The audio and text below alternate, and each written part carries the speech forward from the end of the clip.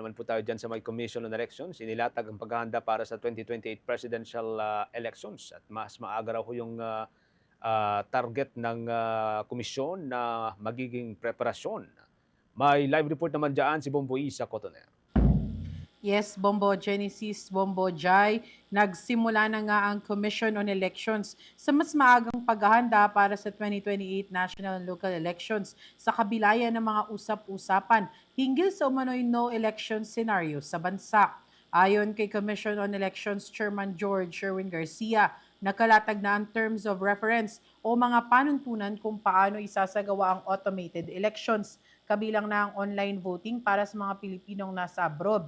Inihahanda na rin ng poll body ang magiging sistema sa transmission ng mga resulta upang matiyak na magiging maayos, mabilis at kapani-paniwala ang halalan sa 2028. Sinabi ni Garcia na bahagi ng kanilang paghahanda ang pakikipagkonsultasyon sa iba't ibang stakeholders upang makakuha ng mga suwestyon at dagdag na kaalaman para higit pang mapabuti ang election system na gagamitin sa susunod na presidential elections. Kaugnay niyan, pakinggan natin ang tinig ni COMELEC Chairman George Erwin Garcia. Nilalatag na po namin nung nakaraang 2 linggo, nilatag na po natin yung tinatawag na terms of reference, ika nga ay parang drawing kung paano natin isasagawa ang automated election para sa online voting ng ating po mga kababayan abroad, yung internet voting, di ba na isa katuparan na natin nung nakarang halalan at itutuloy-tuloy natin ito para sa 2028. Nilatag na rin po namin nung nakaraang linggo yung tinatawag na terms of reference para sa transmission ng result para sa 2028 at upang ito ay makahingi tayo ng mga gabay at suggestion o kaya naman mga dagdag na kaalaman para sa ating mga stakeholders. Magkakaroon din ng pulong ang Commission on Elections sa mga stakeholders sa susunod na linggo kaugnay naman ng mga makinang gagamitin sa 2028 elections. Kabilang sa tatalakayin ng mga teknikal na aspeto ng automated election system upang masiguro ang seguridad at integridad ng halalan. Bukod dito, nagsumite na rin ang poll body ng panukalang budget para sa national and local elections sa taong 2028 sa Department of Budget and Management. Kasama na sa proposal ang pondo para sa procurement o pagbili ng mga kinakailangang election materials at kagamitan na target naman simulan sa 2027. Target ng komisyon na mas mapaghandaan ng maaga ang 2028 elections upang maiwasan ang aberya at matiyak ang maayos na pagsasagawa ng halalan. Muli ang tinig ni COMELEC Chairman George Erwin Garcia. Ito pong darating na June 2 sa next week ay meron naman po kaming stakeholders briefing din para naman sa ating mga makina na gagamitin. Ano ba ang gusto ni COMELEC ng mga makina? Baka meron silang kadagdagan din, meron silang mga komento. So yan din po ay gagawin namin. Yung po yung paghahanda para sa 2028 national and local election. Ngayon po, sinabitan namin sa DBM nung 1 linggo pa yung budget na pinopropose ni COMELEC para sa 2027 na naandyan na po yung ating mga procurement o yung mga bibilhin gagamitin natin para sa automated election ng 2028.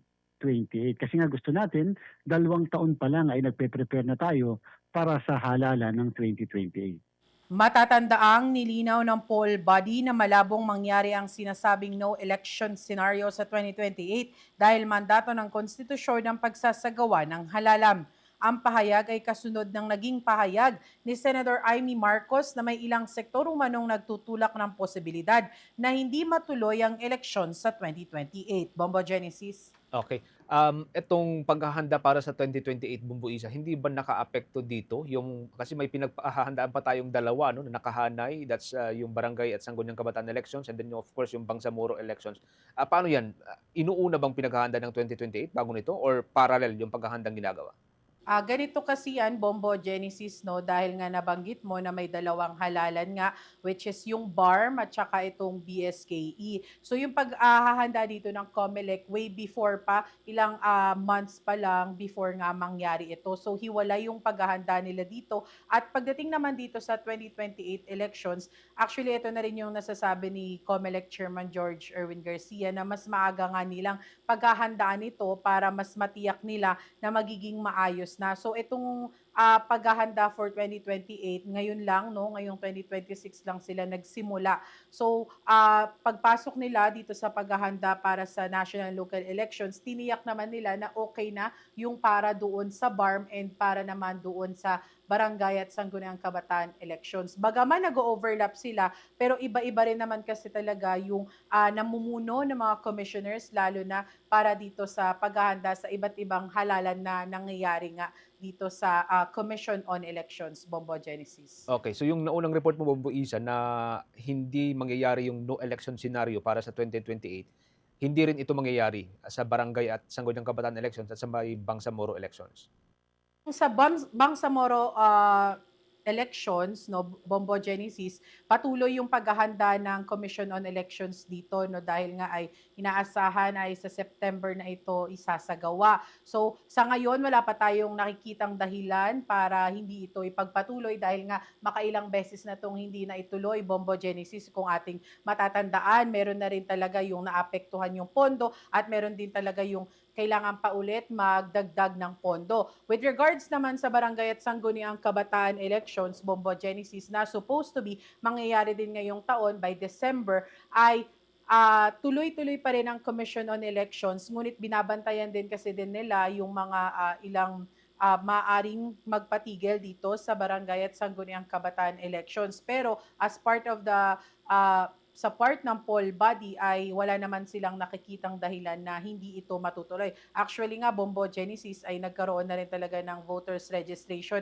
para nga dito sa mga halalan na ito, Bombo Genesis. One last question, Bombo Isa, no? And out of curiosity na rin, dahil dun sa nangyari sa issue ni na Senator Marcoleta at Senator Chis Escudero, wala bang mga bagong adjustment na ginagawa ang Commission on Elections ngayon?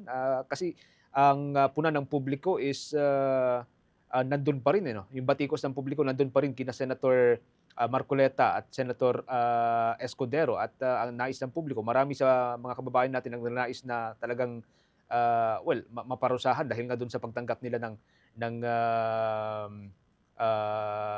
tawag dito, contributions noong panahon ng kampanya. May adjustment ng COMELEC para dito? Wala.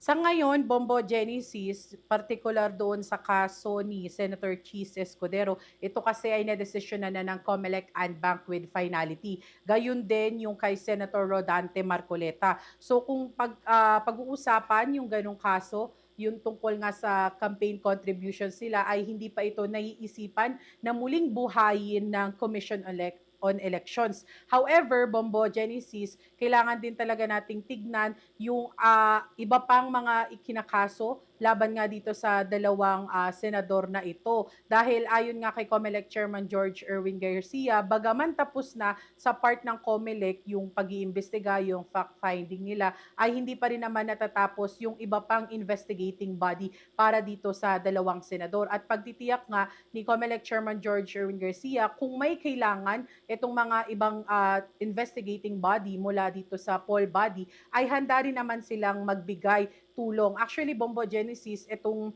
kay Senator Marcoleta, hindi pa talaga siya totally tapos, dahil nga itong mga donors naman yung iniimbestigahan ng Law Department. And ayon sa COMELEC ay any moment from now ay ilalabas na yung sabina naman para doon sa tatlong donors na hindi umano nagbigay o sumite ng kanilang certificate of donation 1 month before the election dito nga para kay Senator Rodante Marcoleta. So yun yung mga abangan nating developments dito sa Commission on Elections, kasi hindi pa rin naman tapos yung investigation nila with regards doon sa issue nga ng statement of contribution expenditures ni Senator Rodante Marcoleta, Bombo Genesis. Okay, maraming salamat, Bombo Isa. Para sa Bombo Network News, ito si Bombo Isa Cotoner, and this is Bombo Radio Philippines, the number one and most trusted source of news and information. Basta Radio Bombo. For the most trusted source of news and information, visit our website at www.bomboradio.com. Follow us on Bombo Radio mobile app, Facebook, YouTube, TikTok, and X, formerly Twitter. Like, share, and stay connected. Anytime, anywhere.